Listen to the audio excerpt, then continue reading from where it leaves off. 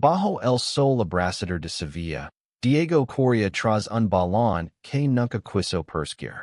El silbado de su padre, Javier, resonaba como un trueno, cortando el aire polvoriento del campo de entrenamiento. Más rápido, Diego. No me deceptions, gritaba Javier, el legendario entrenador del Club Atlético Sevilla. Si a vos era ley en cada rincón del estadio. Diego, de 19 años, sentía el sudor resbalar por su frente, pero no era el esfuerzo físico lo que lo agitaba. Era el peso de un sueño que no lo pertenecía. Desde niño, su padre había moldeado su vida para convertirlo en el próximo gran futbolista, el heredero de su legado. Pero cada noche, cuando las luces del estadio se apagaban, Diego escapaba a un mundo secreto, el ballet, un arte que lo hacía sentir vivo, libre, humano. En un callejón olvidado de la ciudad, cerca del Teatro Maestranza, Diego había encontrado un pequeño estudio de danza dirigido por Elena, una mujer de 38 años, elegante y feroz, con ojos que parecían leer el alma. Elena, española como él, había sido una bailarina reconocida antes de que un accidente truncara su carrera. Ahora, encenaba con una pasión que encendía a Diego.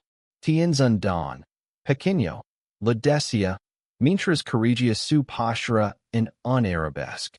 Pero el talento no basta si no luchas por él. Diego vivía atrapado entre dos mundos.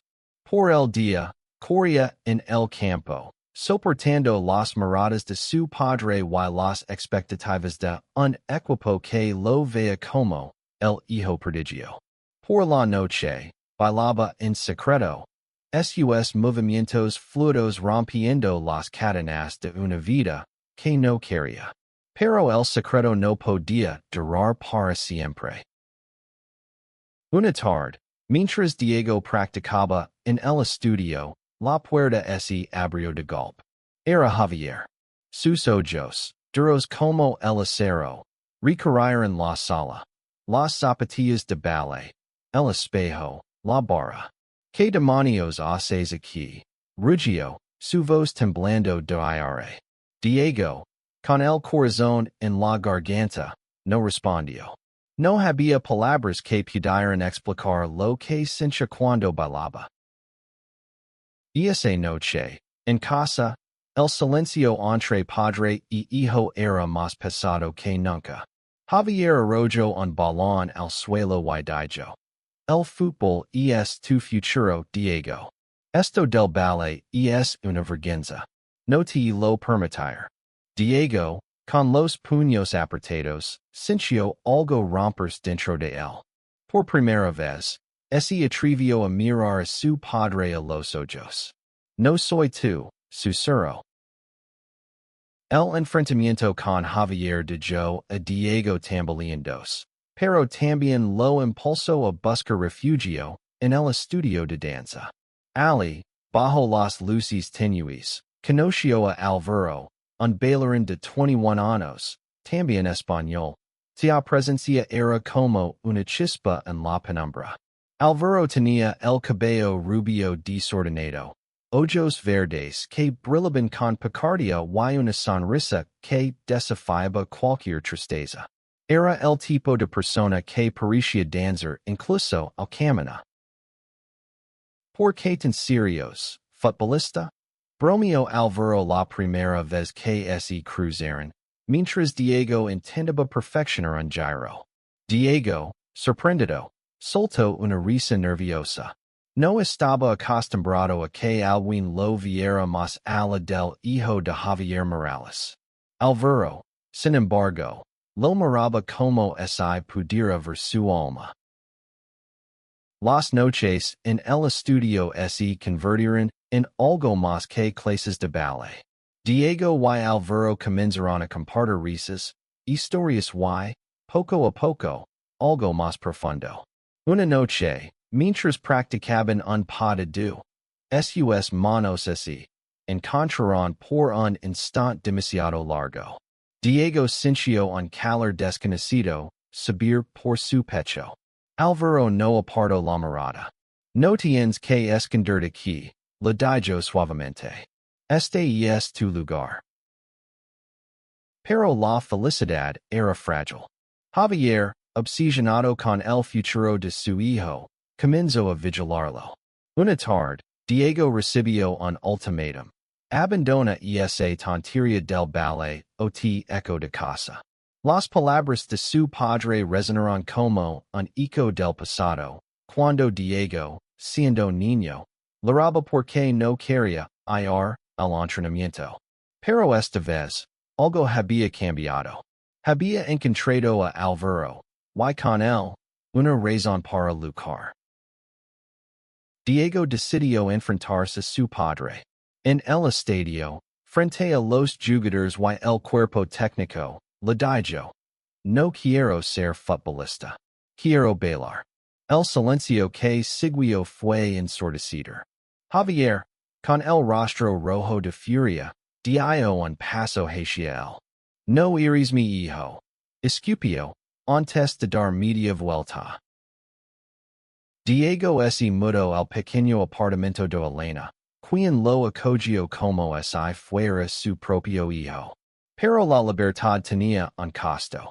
Sin el apoyo de su padre, Diego apenas podía pagar las clases de ballet. Trabajaba de camarero en un bar del centro, soportando turnos agotadores mientras intentaba no perder el ritmo en el estudio. Alvaro se convirtió en su ancla. Juntos, soñaban con presentarse en el Festival de Danza de Sevilla, una oportunidad para que Diego demostrara su talento. Pero las inseguridades lo perseguían. Y su padre tenía razón. Y el ballet no era más que un sueño imposible. Alvaro, siempre intuitivo, lo tomaba de la mano y le decía: No bailas para demostrar nada. Bailas porque es quien eres. Una noche, mientras caminaban por las calles empedradas de Triana, Alvaro confesó algo que cambió todo. Me gustas, Diego. No solo como amigo. Diego se detuvo. El corazón latiendo con fuerza. Nunca había hablado de sus sentimientos, ni siquiera consigo mismo. Pero en ese momento, bajo las luces de Sevilla, se inclinó y lo besó. Fue un beso tímido, torpe, pero lleno de verdad. Sin embargo, la felicidad no duró. Un día, mientras Diego practicaba, recibió una llamada. Javier había sufrido un infarto. En el hospital, Diego encontró a su padre frágil, conectado a máquinas. Por primera vez, vio miedo en sus ojos. No quería perder, murmuró Javier. Diego, con lágrimas en los ojos, tomó su mano. Nunca me perdiste, papa. Solo quiero que me veas. La recuperación de Javier fue lenta, pero algo cambió en él. Tal vez fue el roce con la muerte, o tal vez las palabras de Diego, pero comenzó a escuchar. Una tarde, visitó el estudio de danza. Observó a Diego bailar. Sus movimientos llenos de fuerza y delicadeza, y por primera vez, no vio una decepción, sino a su hijo. Diego y Alvaro se preparaban para el Festival de Danza, pero la presión era inmensa. Diego quería que su actuación fuera perfecta, no solo por él, sino por su padre, por Alvaro, por todos los que alguna vez dudaron de él. Elena, con su experiencia, los guiaba con mano firme, pero también con cariño. El ballet no es solo técnica, les decía, es contar una historia con el corazón. La relación entre Diego y Alvaro se fortalecía, pero no estaba exenta de desafíos. Alvaro, que había crecido en una familia más abierta, no entendía del todo el peso que Diego cargaba. Una noche, discutieron. Porque sigues buscando la aprobación de tu padre. Preguntó Alvaro, frustrado. Diego, herido, respondió. Porque es mi familia. No todos podemos dejar el pasado atrás tan fácil. La discusión los distanció, pero también los obligó a enfrentarse a sus miedos.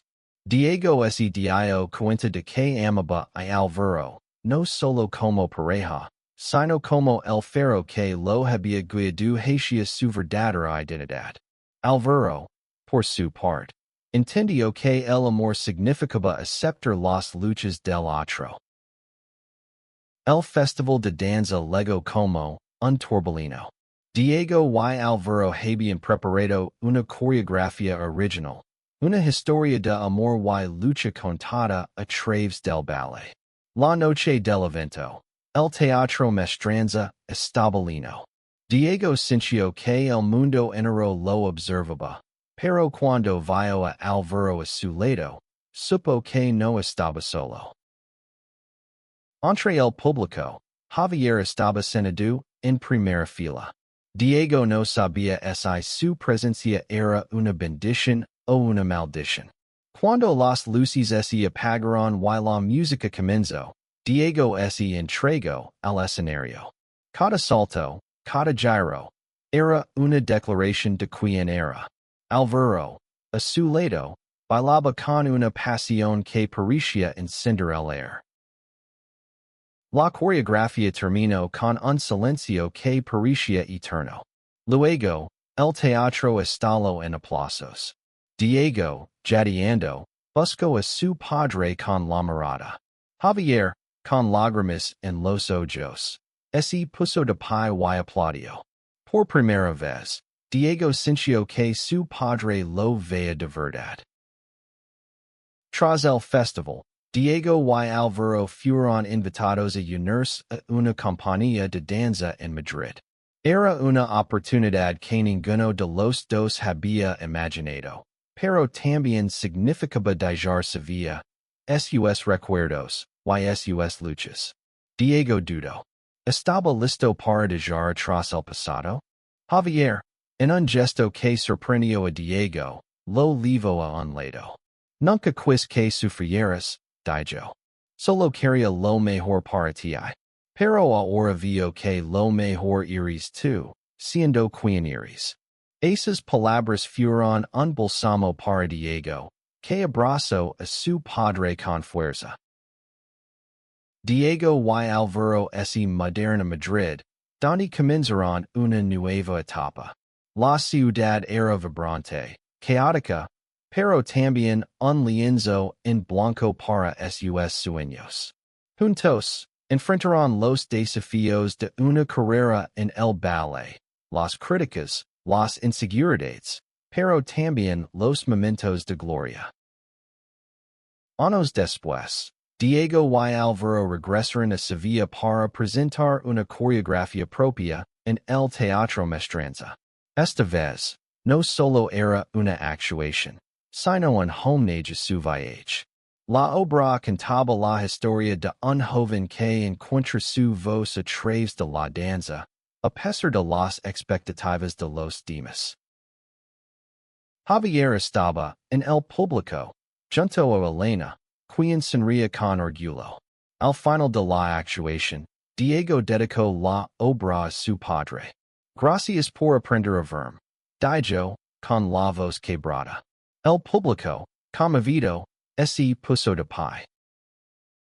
Diego y Alvaro, tomados de la mano, sabían que habían construido algo más grande que ellos mismos. No solo habían encontrado el amor, sino también la fuerza para ser auténticos en un mundo que a menudo exigía lo contrario. Su historia, como su danza, era un testimonio de que la verdadera victoria no está en cumplir los sueños de otros, sino en tener el valor de seguir el propio corazón.